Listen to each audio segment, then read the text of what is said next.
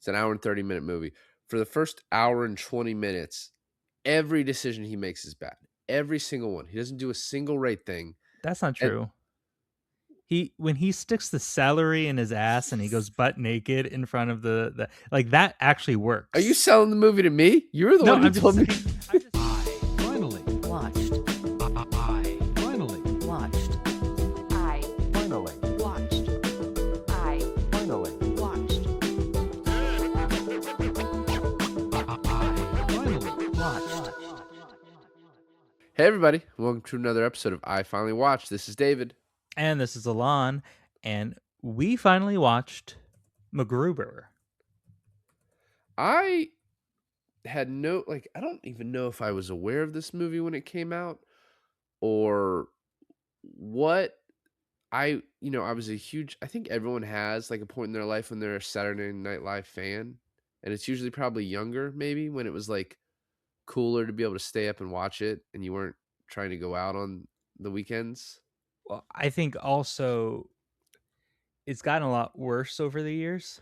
But that's what everyone says all the time, right? Like there's still parts of it even today.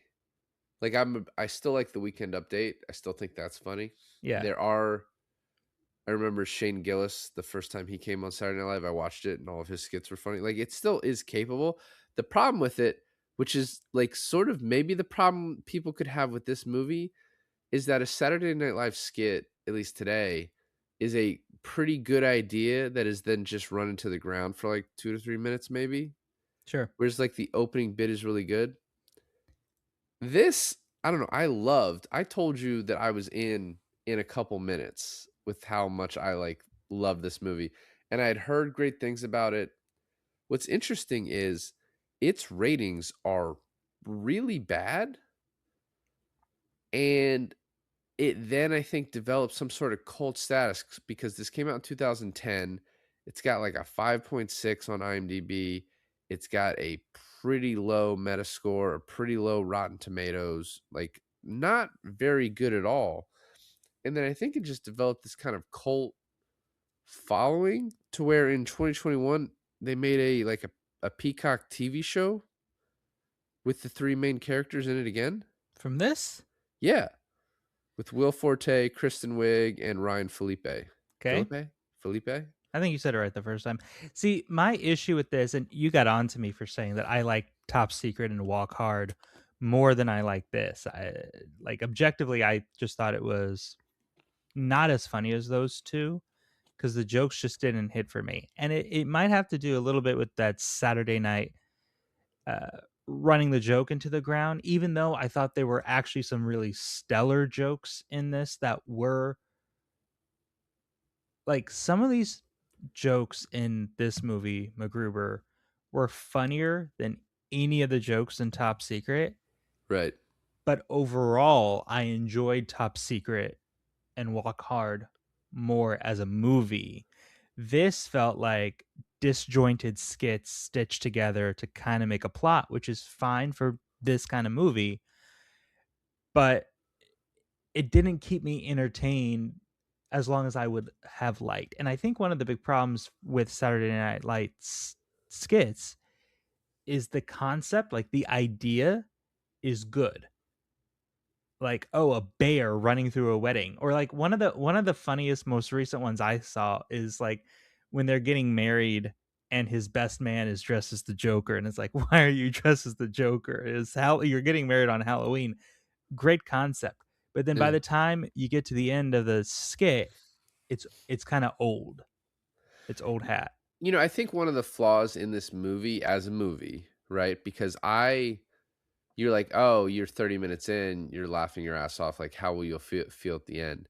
And looking at it more objectively, I think one of the major flaws is kind of like the Michael Scott thing, in that a lot of people will point now to The Office and be like, the reason that show worked is because throughout The Office, I guess I should have said The Office for people who just recognize Michael Scott right away. But throughout this series, The Office, you can question how is this guy the boss, but he kind of shows you. Yeah. In this movie, it's like, why is MacGruber so respected? Well, that's kind of the joke I felt like was that he's an idiot. But that And worked. and Ryan Felipe is the audience, right? Like he's the most logical person in this thing where he sees like, oh, this like he's also confused on why he's respected. But that works for a skit. That doesn't work for a whole movie. That's my point. Exactly. So that doesn't change how funny it is. I think that you needed to do one or two things to make it like a really good movie. To make it like for that would have appreciated. One is like throughout he does one of his unconventional things here and there that you're like, "Oh, that's how. That's why." Oh, like he does get results because for the first it's an hour and 30-minute movie. For the first hour and 20 minutes, every decision he makes is bad. Every single one. He doesn't do a single right thing. That's not And true. He when he sticks the celery in his ass and he goes butt naked in front of the like that actually are you works. selling the movie to me? You're the No, one who told me. I'm just saying that actually works. And like that's a funny twist on MacGyver, which this whole fucking movie is parodying. And you see a MacGyver reference like twice in the whole movie, which is No, another big problem of mine. no, there's a lot more than that. Because you were like, oh, that doesn't really reference it a whole bit. And it does, it just doesn't work. The celery in the ass thing, he even says, he's like, well, yeah, I killed those guys. And Felipe's like, well, no. I mean, I shot them. He's like, yeah, but I distracted them. Yeah, but then for Felipe's character to then do the celery in the ass to himself and it works like every this is kind of what I appreciate them and maybe I am selling it to you at this point, but I You kind of are. appreciate the movie on like the joke being and this is like an old like not only does this parody MacGyver, but it parodies like old that kind of television, right? Yeah. Like when Kristen Wiig is like jet set ready MacGyver, like that kind of stuff, like that is just the way old television's sidekicks spoke, right? Okay. But I appreciated every time that they said something in the movie like I would never do that, or by the end of this I'm going to cut off your balls or something like that. It actually did it. Like it actually followed through with the joke at the end of the movie. Uh Even with the twist with the cutting off your balls thing, and we'll get to that later. But It was his that I dick. appreciated. The rest of it though, I just like some of the jokes really fell flat. I'd say that maybe it's like success rate for jokes was like 60s, high 60s, 70%. But the ones that landed, and I think one aspect of it is maybe my expectations, because I guess I didn't expect it to go so vulgar, like for for it to go for like the hard R rating, Yeah. because I'm Yeah. used to, I knew it came from a Saturday Night Live skit. So when the first time that happens, like it made me laugh out loud, and I had Because it, several it it moments. caught you off guard. Correct. But then I do think there is a lot of like smart humor in here. First of all, like, did you see Felipe with the celery in his ass happening at any point? Because I never saw that coming. I when he said I would never be caught dead doing that, the first inclination is we're gonna see that by the end of this movie. I no, I never thought that. But as the movie went away, I kind of forgot that part. So when it did come, I was like, "Oh, they did it!" Like, "Oh shit, they did it!" Because it happened like like by the time that they mentioned it, and by the time that it happened was so far apart. But I felt like that's another thing you just remind me of is that I would say 50% of the jokes you could see coming from a mile away. I mean, I don't know, maybe. I like the ones that I didn't see.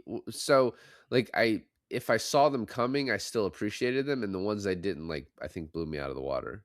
But I'm still not gonna merit a movie based on shock value jokes.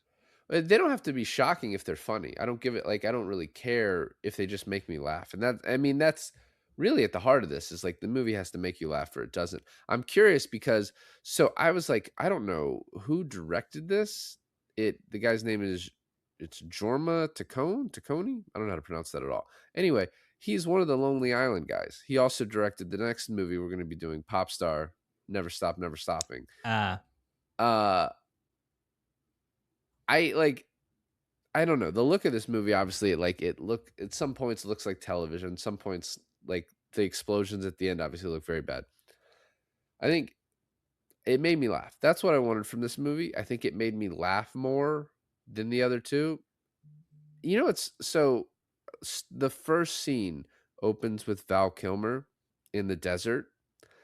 That scene, I was like, this reminds me so much of two movies that you and I have talked about so much. We did one of them on the pod. It was Losers and the A-Team. It reminded me so much of the A-Team. I thought that it was actually at moments parodying the A-Team like TV show. So this movie came out in 2010. Losers came out in 2010. The A-Team movie came out in 2010. So that's just the look of 2010. I guess of movies like this.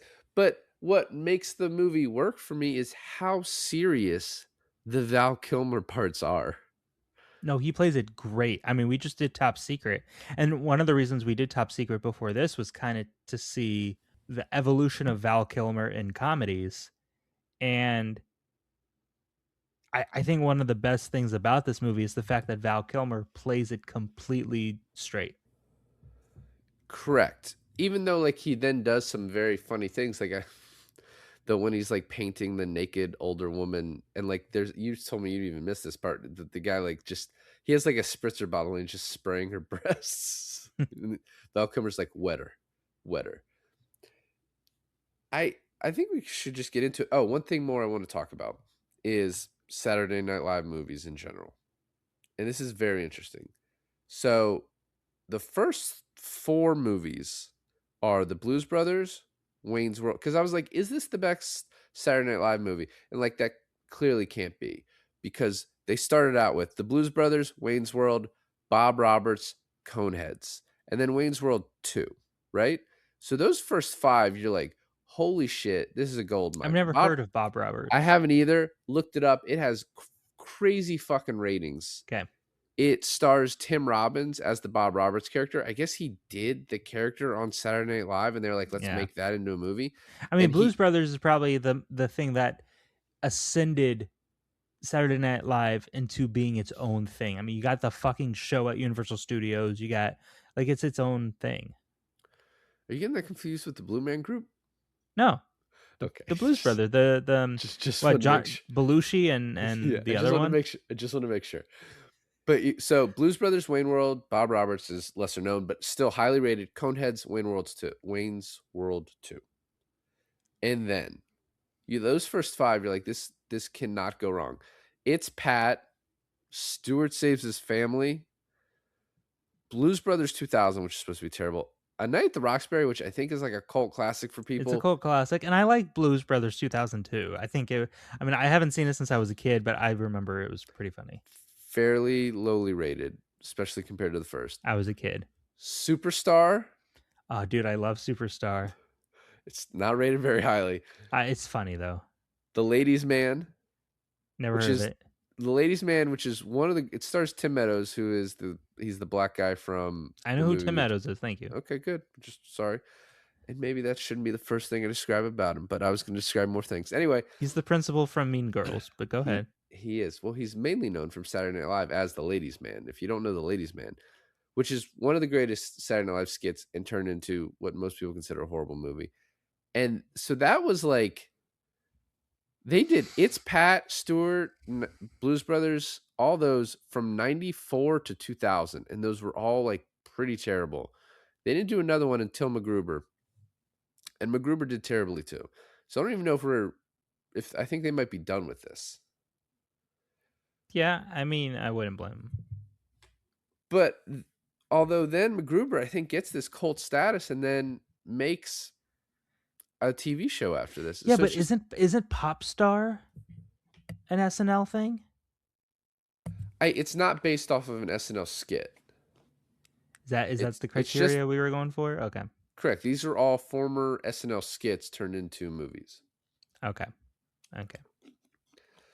So, getting started. Already talked about this. Opens with a very serious Val Kilmer as the villain in the desert scene. Cut to the MacGruber song, which I thought was great. Yeah. No, I'm a sucker for musicals. Yeah, another musical. So we then get introduced to the bad guy's name is Dieter von Kuntz, which is just like a joke they're gonna run into the ground the whole time.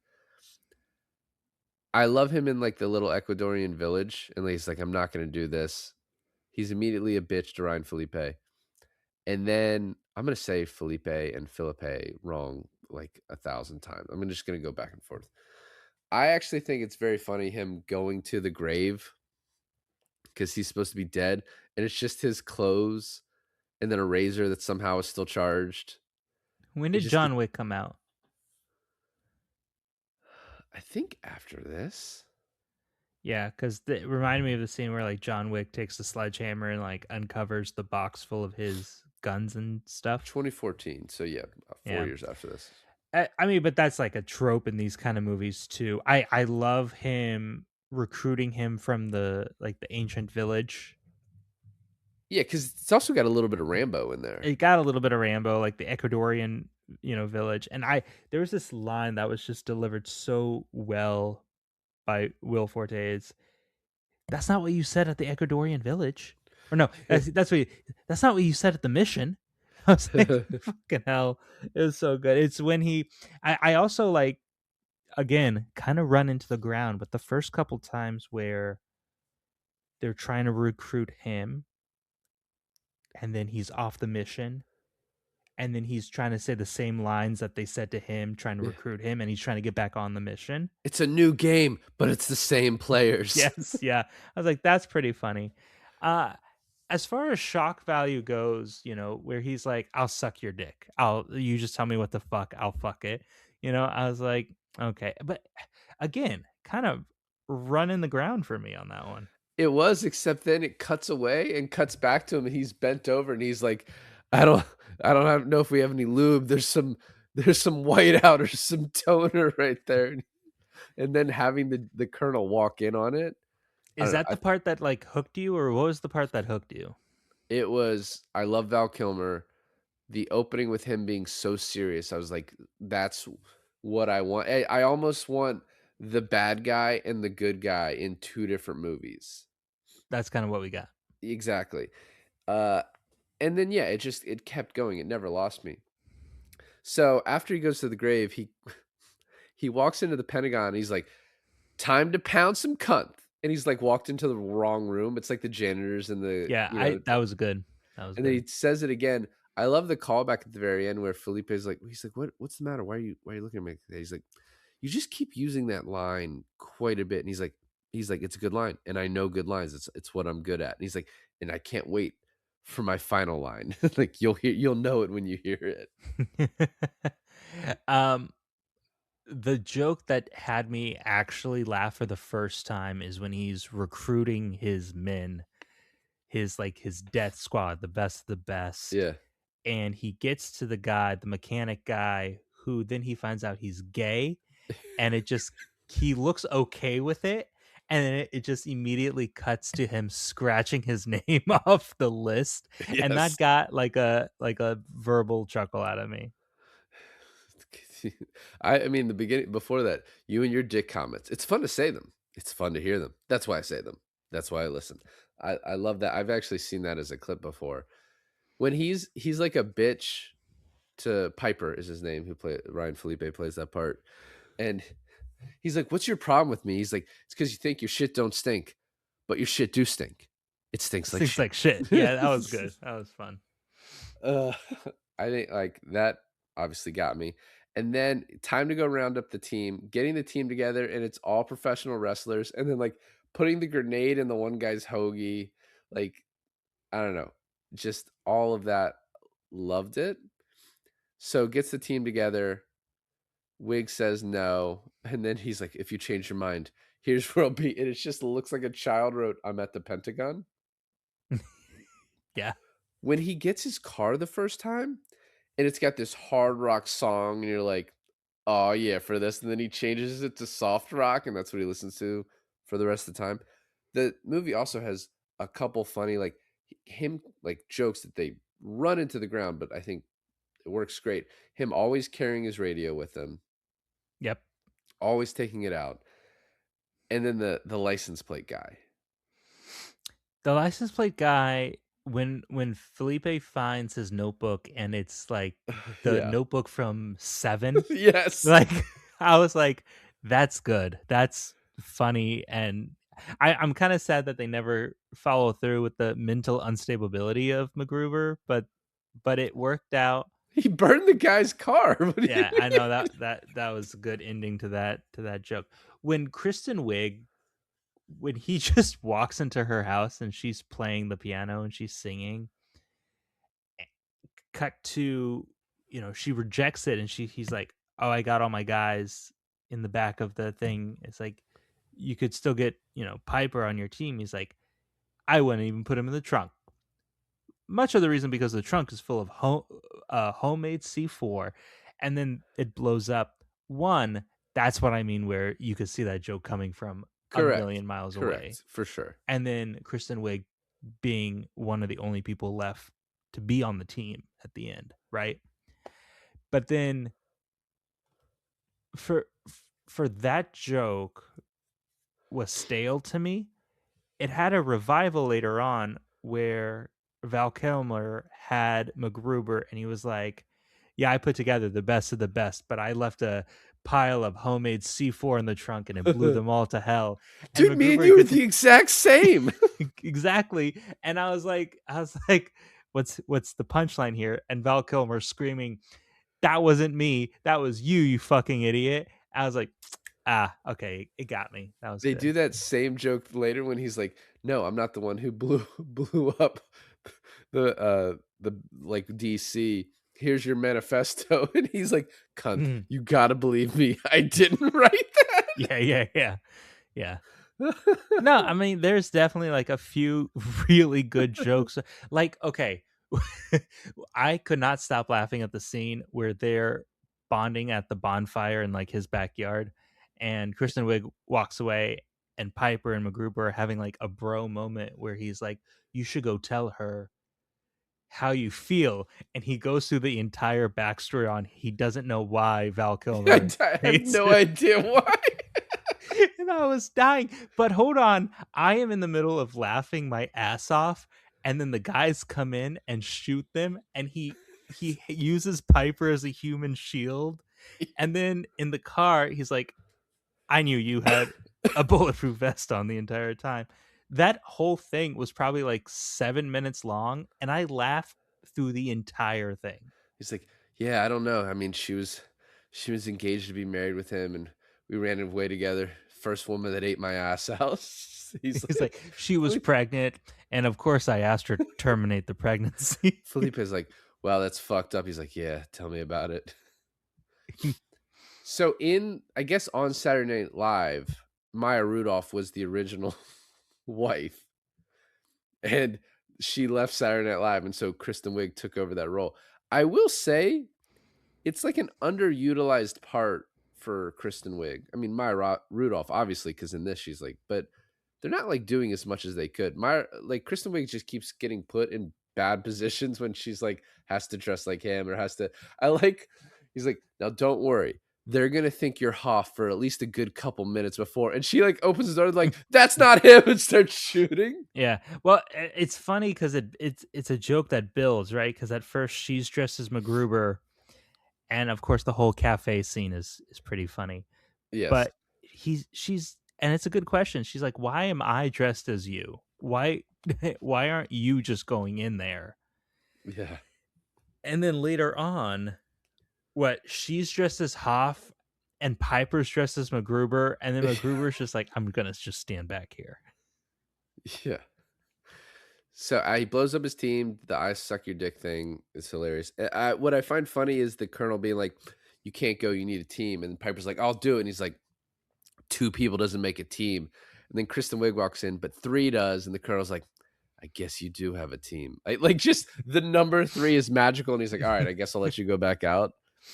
Like the absurd, like not addressing the absurdity of it is great. Well, when all those guys die, like a discernible amount of time passes where apparently they've had like 6 funerals. Yeah. And we know this because of the line, those were nice funerals, right? Seemingly, I felt like all of them happened at the same time. Right. And he's like, "How is my eulogy?" Like, that whole thing is funny where he's like, "I think you cursed him." He goes, "Well, those were fucking great guys, and that was a fucking tragic day," you know? He said it's like a fucking butthole of a day or something. Like he was very obvious weird phrase. So when he sets Wig up in the cafe and he's like, "Don't worry, we're only 7 blocks away." He's like, "7? Okay, 20." It's like he didn't want to pay for parking. So So, once we get on from there and they kinda hit a dead end, it goes back to what you were saying, which is a huge problem, I think, in the movie where every decision that MacGruber makes is a bad one. So, yeah. when they go to the club and they're trying to find, like, the guy and the what was he? Was he a congressman? Yeah, senator. Senator. And Wig sees that he's being passed, like, a manila envelope to, like, to have. There's nothing that comes from that immediate. It is frustrating. You're sitting there as the audience being frustrated, being like, "Everyone in this movie is so much more competent than our main fucking guy." Our main character is completely unlikable, completely terrible at his job, and hilarious. What more do you want in an SNL comedy? By the way, one of my favorite lines is after the celery thing. It's counterintuitive, but you're gonna want to use the thick end. If you don't, it'll just slip right out. So, and then the cunt party. I took an upper decker. She's like, "What that?" He's like, "Oh, it's when you poop in the water tank up top." And then she's like, "Don't follow the handsome guy. I want you to follow that guy." It's just the waiter. So his jealousy and everything is kind of building on the fact that they either had a relationship or building up on a relationship. Right. But the backstory mixed with what we already know about Kunt killing his wife on their wedding day, the flash back to just Kristen Wiig being splattered by Maya Rudolph's blood is Give me hilarious. give me one reason why you won't come back. But when he goes to confront her about like their feelings, for comedy's sake, I was like, "Oh, that happened pretty fast." The sex scene that had me rolling with laughter. Like you Just think because you're it's in like for like a tasteful sex scene, and you have his humping noise. Oh my god!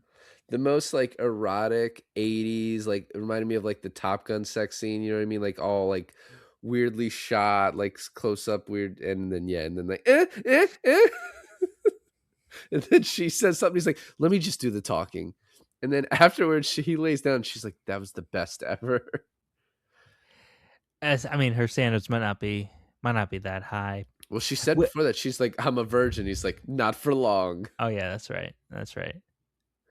So when he walks in on the poker game to the senator, he's bluffing, and then he has a straight flush. Yeah. Oh my "Hope you god. enjoy getting date raped." That's my daughter. uh, the sex scene with Maya Rudolph's ghost. It was so fucking good. It was so good. And later on, where he's like, "And I had sex with her ghost," and she goes, "Huh?" We'll talk about it later. We'll talk about it later. Yeah. Well, he's just fucking the air. Like you have the guy who works at the graveyard and looks over and he's just humping nothing. Oh, mine never cut back to him humping nothing. Oh yeah, in the extended version, there's like a caretaker who looks over and he's just fucking nothing. Because I do want to obviously, make it clear to our audience is that there's a normal version and an extended version. And in much of an I finally watched fashion, you watched one, I watched the other. But I feel like from what you described to me of what the extended version has, it wasn't like a clump of extra 5 minutes. It uh, was a sporadic, like 30-second or a minute throughout the movie. well, so I misunderstood you when you first said I thought you were watching the extended. So I watched the first 30 minutes of the regular, and I was like, I'm enjoying this so much.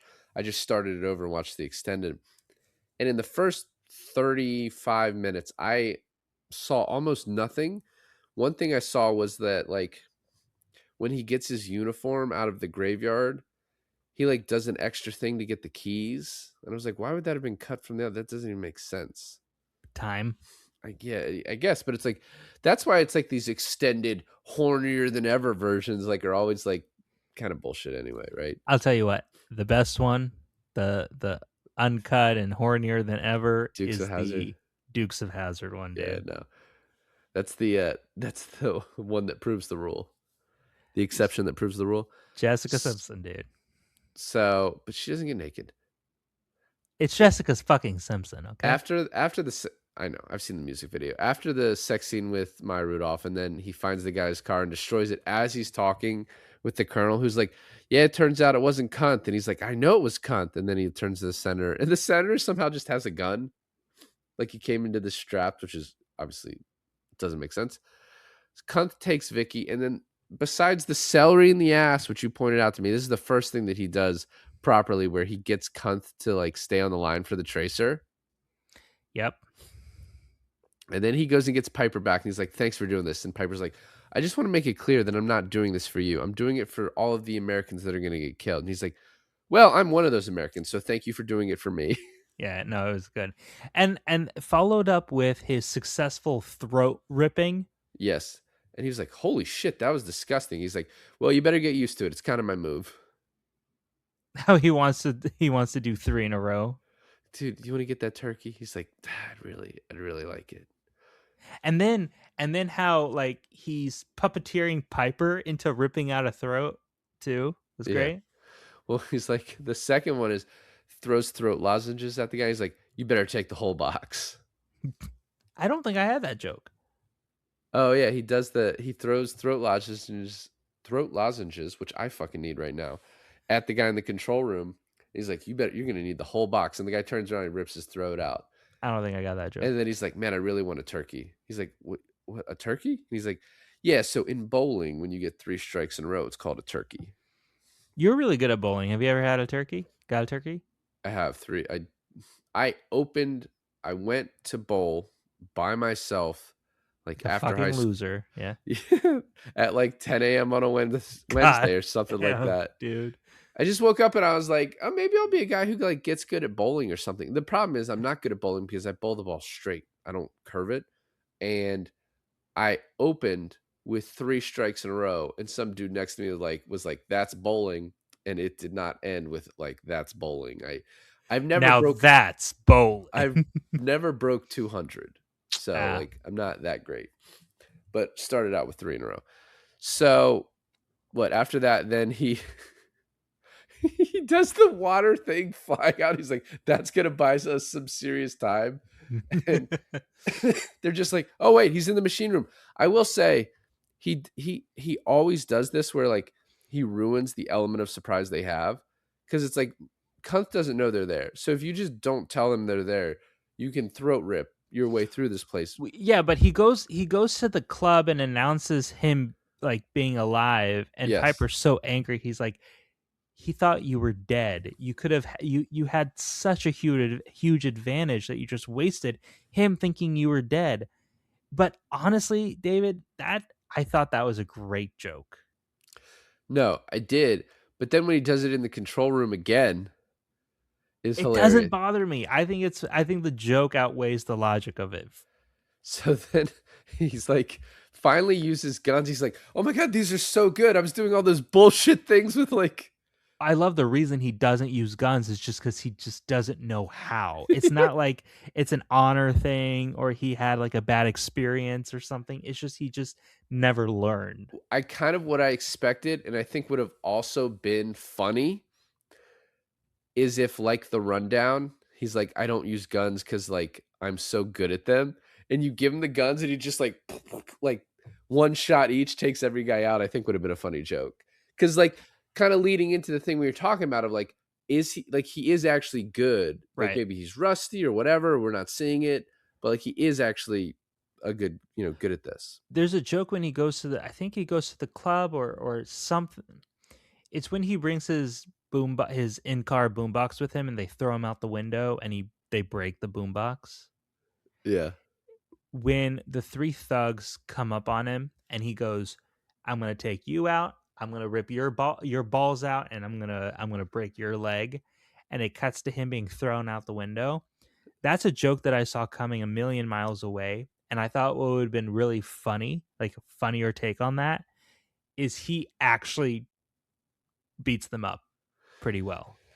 It would have been funnier because it would have been unexpected, but I also think like you couldn't do it at that point in the movie. So yeah, I kind of get sometimes the jokes have to be obvious because they just have to be. But so much so in the movie. Yeah. So you see Vicky, like she finds the notch on her chair that she can like cut the rope. And then when they walk in, the chair is turned over and she's still like tied up and like can't get out of it. Yeah, That's a good joke. it's a good joke. Two, cutting to he has them all. The Val Kilmer has them all. He's like, "What are you gonna do now? You gonna rip my throat out?" He's like, "No, I want you to be able to scream when I rip off your dick." I love them keep cutting back to that joke of him saying, "I'm gonna cut your dick off and I'm gonna put it in your mouth." When they're disarming the nuke Yeah. and he opens up the panel and sees all the wires and he's like, back to like Piper and fuck, what's Kristen Wiig's character's name? That is a good question. What her name is in this? Hold on. It is Vicky. Vicky. So when Piper and Vicky are like, "You got this, MacGruber?" "I got it, gang." "All right, pass me the pliers. Here you go, MacGruber." Right? And then he opens up the panel and it's just 1,000 wires and he goes, "What the shit is this?" Well, he uses it to make a ring for her. She's like, "Okay, good. Now can you go diffuse this?" He's like, "There's a million wires. I'm more like a 3-wire guy." And then he says, "I can't diffuse this warhead." And he's like, "Oh, wait, you didn't let me finish my sentence, but I can do this and do this." My favorite line in the whole movie, though, is right before this is when he says, like, "Oh, I'm going to do this. I'm going to do this, whatever." And Val Kilmer says, "You're a broken record. The only record I'm going to break is the amount of dick in your mouth," is my favorite line in the entire movie. Wow. It's so So good. he disables the guidance system, which just makes the nuke go off right then and there, presumably killing Val Kilmer. But I knew I wasn't satisfied with this because I was like, he didn't cut off his balls and put it in his mouth. There has to be like It's his dick. He's going to cut off his dick. But the movie also lets you know that's happening because it shows Val Kilmer and then it cuts to like an axe right there next to him. Oh, that's true. Yeah. So it's like letting you know it's going to happen. The wedding happening and then Val Kilmer coming up and you're like, "Yes, we're going to get what we want." And then he pulls down his pants. First of all, the guy in front of his entire wedding party is just going to cut a guy's dick off, which is hilarious. And then it's just Val Kilmer's revenge is that he doesn't have a dick anymore, so he can't cut it off. It got blown off in the explosion. And then instead he throws him off a very well placed like side of a mountain that this wedding just happens to be taking place at. Yep. And then shoots him on the way down. It's good. And that's the end of the movie. Oh, sorry, that's not the end of the movie because then the wedding photographer has a heyday having pictures with everyone at the wedding. And then they just have sex in the middle of their wedding. Yeah, on the dance floor. Which this happens 1 year after The Hangover. So definitely like directly kind of stolen from that. Do they have sex on the dance floor? No, like the credits photography thing. Oh, sure. Okay. Which, I mean, it's not a big deal. It's fucking hilarious. So I loved it. But I'm just saying, that's where it came from. And that's the movie. This is a movie that will be added to like a frequently watched list. Something I will tell people about. I've already told people at work, like, "Hey, you got to check this shit out." I think, it could have been a better put together movie. Because, like, a lot of people, I don't think, like, there's a lot of, like, those comedies from the early 2000s that I constantly think back to that are, like, really well done movies. Like, one of my favorites is The 40-Year-Old Virgin. That's a really good movie. Just also, it's hilarious. Yeah. Like, it's a really well put together movie. This, I think, is missing just a few key pieces of, like, plot details that would make it that. It's one of the funniest movies I've seen in a long time, though. I might recommend it to. I have a bad movie night on my Discord. I might recommend it for that, but other than that, I'll probably honestly never watch this movie again. I hate you. You always do this. You always do this. I'm You're like, I I'm didn't really just like this. but then you- intellectually more superior. That's all. I laughed for 7 minutes straight, but I won't recommend this to anyone. Well, thanks It's for not- listening to another episode of I Finally Watched. This is David. And this is Alon. And we finally watched MacGruber.